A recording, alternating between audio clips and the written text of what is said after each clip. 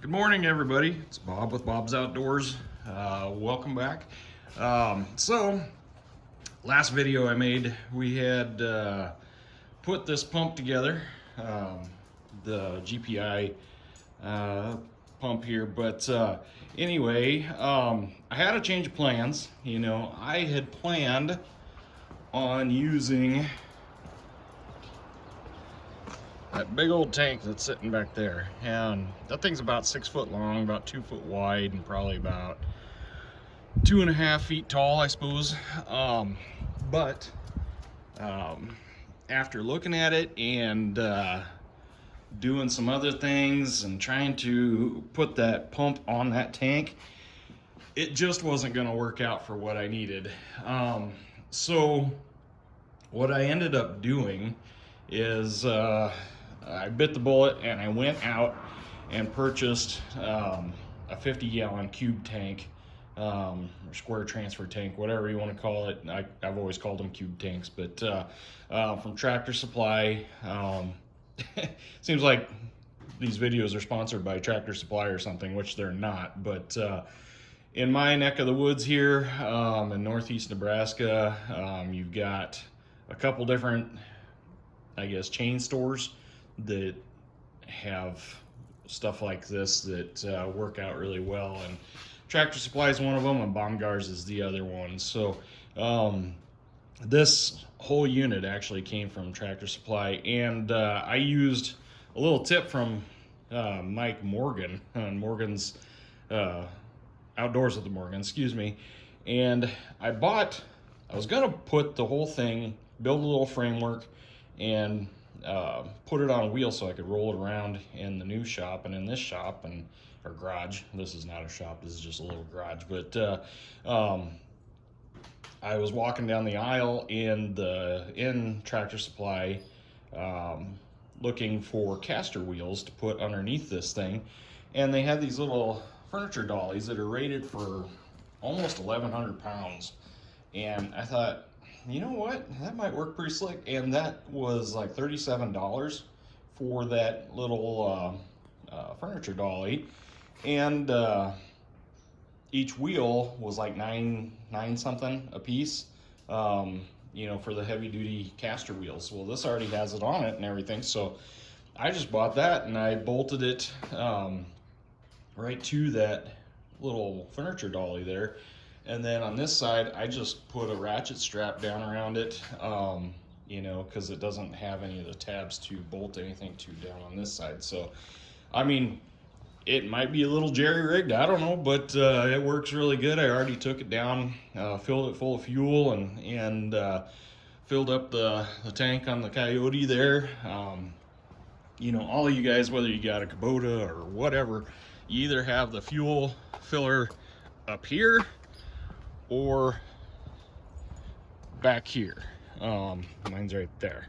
And if you've got, like me, I've always got something on the back, and in this case, trying to, you got to put the 3-point down all the way and then lift those tanks, or those 5-gallon gas cans, up over the top to fill that, and I always keep this down so I can get in the garage door, keep the ROPS down so I can go in the garage door, and then I'd have to fold the ROPS up, and I mean, it was just a whole thing. So oh my gosh, that is so nice. You just stick the hose up there and you're done. But so that's the new thing with that, I guess. The other news is I'm making my way through these wood piles here. I'm down to one pile left. I'm not doing it very efficient anymore. I just decided I'm just gonna cut and split, and then I'm gonna stack it all later, and so I've been working on that in my free time. It's just been really busy lately, again this week, for work, so I haven't had a lot of time. The other news that I've got is Dirt Guy has shown up again. And yesterday he was here. I wasn't even home at the time, but he showed up and got all of the stumps dug out here where this building's gonna go. It's starting to look like a place where there's gonna be a building, you know, which is good. It seemed like it's taken forever, but And then this is all the root balls. And then you guys are probably gonna yell at me about this, but like those big trunks of the trees there, I just didn't want to deal with them. Trying to lift, they've all got crotches in them, and most of the time I'm trying to do this by myself, and the diameter of those things is over 2 foot, most of them. And I just asked him yesterday if he would mind when he takes the stumps, just to take those big chunks. I'm still gonna keep all the other stuff, and I've kept everything else. I've still got a huge pile of pine logs down on the other side over there. I don't think you can see them from here, but gonna use all the rest of that for something. Pine logs, a buddy of mine wants a few of those, I think, for just campfire wood, which pine works great for that. So yeah, it's coming along. It's starting to look like kind of a war zone around here, but it'll be good. So he brought his big excavator in right through that gap right there between his loader and that spruce tree, and that bucket on that excavator is about the same size as my tractor. I mean, that's a little bit of an exaggeration, but not much. He had to have had it done getting 12 stumps out, and these are big stumps. I mean, I'm 6 foot tall, right at 6 foot tall, and some of the root balls on those things are, just as tall or taller than me, and he dug all 12 of those out in about an hour. It just kind of blew my mind. The guy that came and ground this stump out that was right here, he was here grinding that one stump for almost 2 hours. And I guess size does matter, because that big old excavator, it just popped those big stumps out of there like no problem at all. But another development, speaking of this building, is we were going to go 40 by 60. Well, we've got a camper, travel trailer style, bumper type, and that camper, it's a pretty big camper. It's pretty long, from bumper to ball, hitch ball. It's right at 38 feet, and we were gonna go 40 foot deep. And I was doing the math the other day, and I'm like, okay, the building's 40 foot to the outside corners, 38 feet.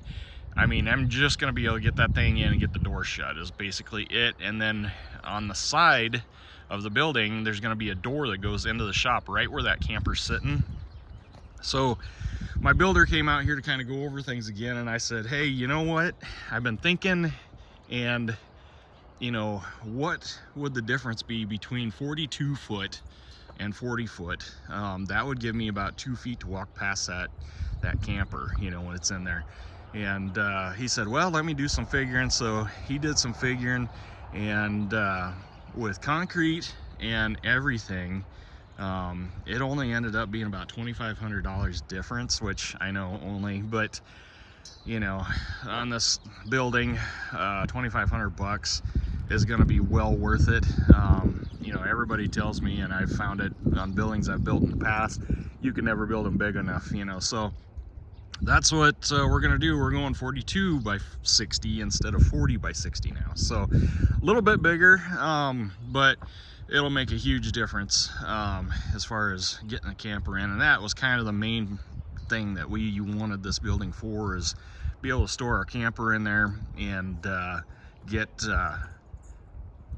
it in out of the elements, and then be able to fit everything else in there too. So yeah, I've been splitting a lot of wood, but my parts did come in on the, I don't know if I told you guys that, they came in actually Saturday. So it was literally a 30-second fix. I came out and I replaced the little recoil starter on the side of there, and with the new parts, and I've actually got an extra one now, so if it happens again, I won't be in the same predicament again. But still got a lot of cutting to do. It's getting down there, you know, but there's still some big logs in there. I'll show you what I've been working on here. Everybody's up and about this morning. There goes the wiener. But chickens, it's kind of cool this morning. It's been in the 70s past couple days, and if they hear me out here, they'll probably come out. But so the chickens have been loving it. But this morning it's only about 30 some degrees out here, so they're back inside. Fair weather chickens, I guess. But yeah, I got some tubs the other day. A buddy of mine brought me some tubs. I'm gonna try to put my onions and carrots in those this year instead of putting those in the ground. But yeah, so this is what I've been working on. This all right here is all the new stuff. I ran out of totes again, so I just went up over the top. I used a piece of that was right here. That one as part of a pallet going in between the two. I'm gonna stack in between the two, go over the top, and then I've got some space right there with a pallet that I can stack some more. And then I've got another big pallet over there, actually underneath that fuel tank that I was talking about that a buddy of mine gave me. I'm gonna give that back to him. And then I'm probably gonna put another pallet right here back there, continue this pile that way. So that's the plan. We're gonna get that wood taken care of. I hate to say it, but I'm kind of getting tired of dealing with the firewood right now. You know, I love doing that stuff, but I just have so much stuff coming up. I'm ready to be done with that, move on to other projects. You know, we're gonna be having goat babies here in the next, well, about a month, and the other day I got our bees ordered, 2 packages of bees for 2 hives, and so that's about 26,000 bees, and those are going to be going in down the trail there all the way at the end. Down there I've got kind of a clearing down there. I can put those in down there, and they should be pretty sheltered. But yeah, the coyote's been working overtime here between firewood, and then when my dirt guy Dennis got done with pulling the roots out, I took the Wicked 60 grapple and went down through there and got all the little stuff that was left over, pulled out all that loose stuff, and then piled it over there. He's gonna come with a side dump tomorrow or today, I don't know for sure. I've got to take off here before too long for work, but he's gonna load that into his side dump, haul that stuff out, and then start hauling in dirt. So in the next few days, this should be all leveled off and ready. The building's ordered, hopefully in about 4 weeks. That will be here, and then builder, he said he's ready whenever that gets here. So things are gonna start happening, you know, pretty quickly. Another thing I've got coming up, we've got 52 Cornish cross broilers, chicks ordered. Those should be here the first week in April also. So yeah, it's busy. We got a butcher date on the 23rd of this month for our steers. So yeah, there's a lot going on around here, you know, between all the different critters and all of that, and yeah, so it's good. This is what I love to do. Keeps me sane. But yeah, my little coyote, it's filthy. It needs a bath bad. But and I'm almost to 200 hours on here. I think I'm right at 180 hours on this thing. And I'm gonna do a 200-hour review once I get there, and possibly even a 200-hour service video on this thing too. So it's been a great tractor. I've sure been impressed with it, but that's a whole nother video. So that's it for now. I sure appreciate all you guys taking a look at the videos, and all of that, and give me a thumbs up and click that subscribe button, the bell icon, and you know, share these videos with your friends, and hopefully you guys are into the same stuff I am, and hopefully something I'm doing helps you guys out, or something. If you got any tips for me or anything like that, leave it in the comments down below. I love reading the comments. So for now, we'll talk to you guys later. Bye.